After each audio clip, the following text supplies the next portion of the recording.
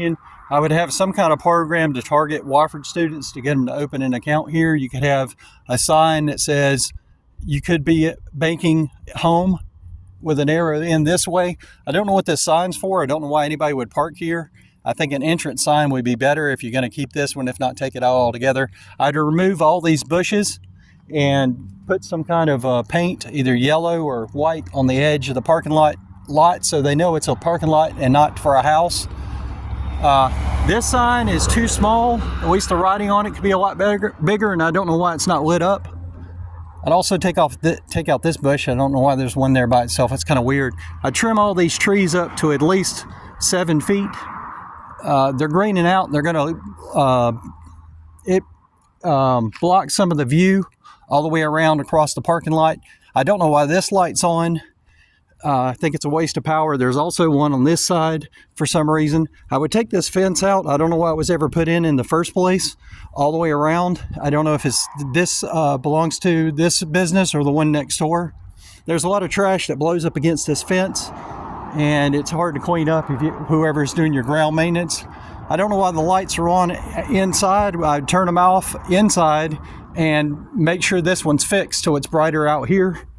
I think people would be less likely to break in. I would take out 1 or 2 of these sets of doors so it's easier to get through. I'd get taller furniture than this, take this counter out and put it over where the freezer is, and I would get a small freezer that's an actual freezer, like a dorm freezer, to go on top of that counter. It would give you more room in, and maybe move that desk further out this way. Also remove the COVID shields. Makes it more impersonal. They're not needed anymore. Hopefully they won't be needed again, and do away with that time period. Also, I think it'd be nice if you built this up a little bit, the dirt, so it's close to level with the top. Not enough to blow, but enough for you could put some kind of flowering plants in here. Same thing here. I'd either take that out. They make some kind of red mulch that looks a lot better than this gray, even when it gets discolored. I would lay that down instead. Also, I reported this tree over here to the city several months ago to have it cut back, at least clean off to where the sidewalk is for people that walk and or want to run or bike.